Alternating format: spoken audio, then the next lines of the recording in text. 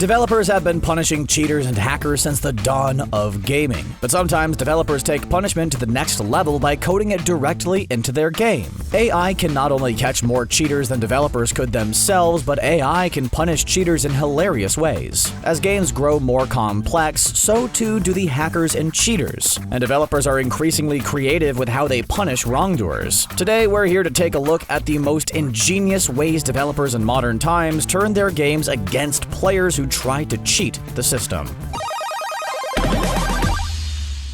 When you begin The Witcher 3, after a few sequences at Kaer Morhen, you're dropped into a sizable area to explore. In this starting area, after the game launched, players discovered they could farm the cows milling about for their valuable hides. With the money they made from the hides, players could fast-forward their progression, accessing equipment not meant for this early in the game. In response, developer CD Projekt Red patched the Bovine Defense Force initiative into the game. In short, if you tried to farm the same cows for their hides, after a few cows, a powerful cow monster known as a chort would appear to kill you. If the player somehow managed to kill the chort, which would vastly overlevel the player, another chort would simply spawn, this repeating endlessly until the player died. Ironically, higher-level players would eventually return to White Orchard to farm the never-ending chorts, which CD Projekt Red was none too happy about. So the game was again patched so that only a single chort would spawn. Today, if you manage to kill the beast, you are free to farm as many cows as you like. The zany Stanley Parable is known for its variety of wacky endings and subversive game mechanics, and hilariously enough, this extends to those trying to use cheats in the game as well. If from within Steam's properties for the Stanley Parable you add a launch option enabling use of the console in-game, and you access the console in-game and activate cheats, you will be teleported to a small, dark room, where the narrator will lecture you for your crimes.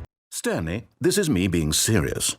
In fact, this is my serious room. This is known as the serious ending, an ending to the game entirely reserved for those who tried to cheat. It doesn't stop just there though, as players who remain determined to cheat and continue to try to enable cheats in-game will continue to be summoned back to the same room to be lectured by an increasingly annoyed narrator. You can do this up to 4 times, after which the narrator will refuse to speak to you. The Stanley Parable is rather unique in that its method of punishing cheaters is actually just more in-game content. In this case, it's a whole distinct ending any players with a few minutes to spare can experience. There are many different endings to Undertale, and your playthrough will radically change depending on the choices you make in-game. For Toby Fox, the developer of Undertale, this wasn't enough. He programmed in another ending, an ending that was literally impossible to access, unless you hacked the game. And by hack, we don't mean doing a simple edit of a config file or changing a niche setting. You have to access and edit the game's binary code itself. This goes far beyond mere modding, which can often be simply and easily done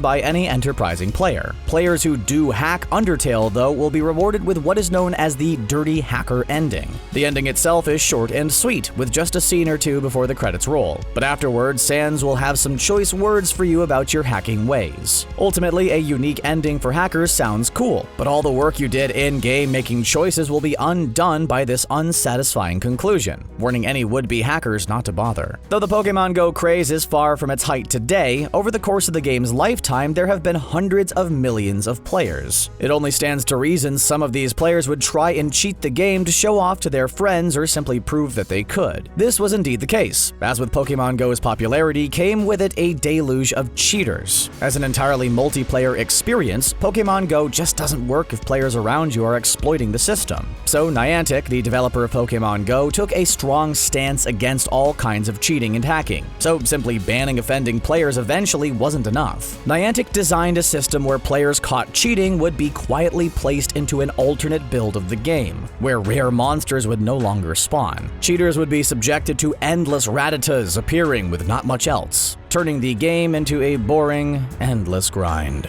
The Slender Man phenomenon came and went without much fanfare, but when gamers across the world were first delighting in the game's eerie take on the horror game, they discovered a useful exploit. A certain wall was bugged where players could shortcut through much of the game's progression. This proved to be good fun for many Twitch streamers and YouTubers looking to show a cool glitch, but the developers of the game were none too happy. Rather than simply patching the bug and moving on, the developers of Slender, The Arrival, Black Isle Studios, turned the glitch into an achievement. Not even a bug in this game game will save you from me. Attempting to use the shortcut would now teleport the Slender Man to your location, kill you, and unlock this achievement. This is a punishment for cheaters, make no mistake, but it's also a cheeky way to acknowledge something that was possible when it really shouldn't have been. GTA 5 is the most successful entertainment property of all time, so suffice it to say that there are more than a few cheaters and hackers out there that can and will ruin the online experience for everybody. With so many players and thus so many cheaters, many aren't guilty of major exploits. More serious infractions will likely result in a more serious penalty, like an actual ban. But for less serious crimes, Rockstar has a more creative solution for the problem. For those who try to manipulate the job system by constantly dropping out of them or otherwise cause chaos, they will find themselves labeled as a bad sport. If you plan on going in bad sports, be prepared to go against some toxic players. Bad sports are widely looked down upon by the GTA community and are locked to online play with only other fellow bad sports. The cherry on top of it all, however, is the dunce cap bad sports are forced to wear, broadcasting their bad sportiness to the entire world. Though GTA is known as an open-world sandbox, the fun likely grinds to a halt if your fellow players are interested in only causing general mayhem, refusing to actually progress, so it's likely nobody stays on the bad sport list for all that long. When Marvel vs. Capcom 3 launched, the game's online community had a unique problem: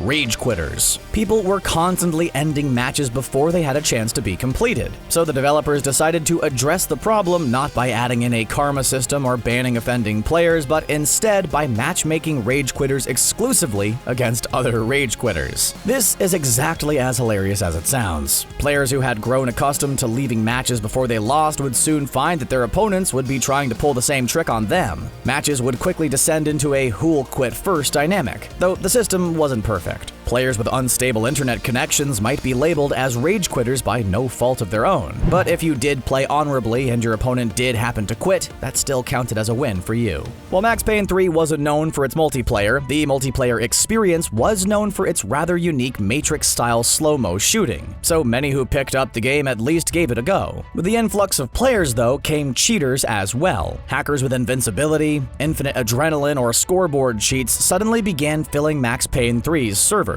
In a move to condemn all kinds of cheating and hacking in Max Payne, developer Rockstar announced all players caught cheating or hacking would be placed in a cheaters pool, which meant they would only be allowed to matchmake with other cheaters and hackers. Considering the movement mechanics of Max Payne, a no-holds-barred, everything-goes arena-style pool of hackers and cheaters sounds like good fun. And what's better is that it doesn't ruin the experience for the average player. Unfortunately, Max Payne 3's multiplayer never really took off, so there isn't much evidence of fully populated cheat servers in Max Payne 3, but the idea is still brilliant. The ultra-popular battle royale game Apex Legends is beloved by millions of players, so it may come as no surprise that there's a hefty pool of cheaters and hackers out there as well. Respawn Entertainment, developer of Apex Legends, has a zero-tolerance policy when it comes to cheating in their online-only game, and they decided to adopt a policy similar to Rockstar with Max Payne 3.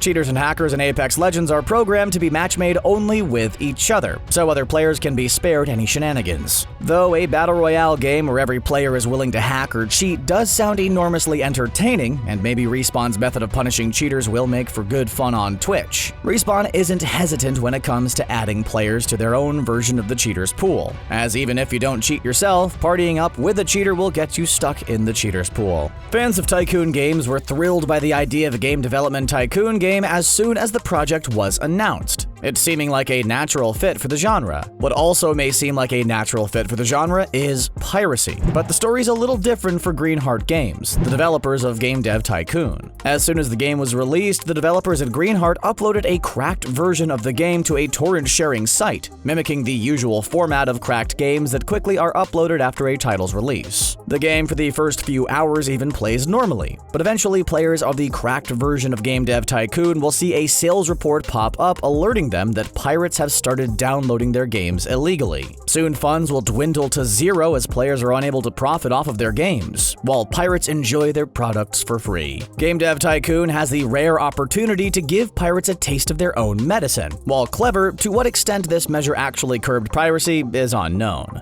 After this copy of the game was identified as bugged, more pirated versions of the game popped up on torrent sharing sites without the built-in piracy measures. From custom-made bosses to unique endings to devious matchmaking systems and more, developers are increasingly creative when it comes to punishing cheaters with AI. As we prepare for the next generation of gaming, games are set only to get more complex. So it's safe to say, so too will the ways games punish cheaters.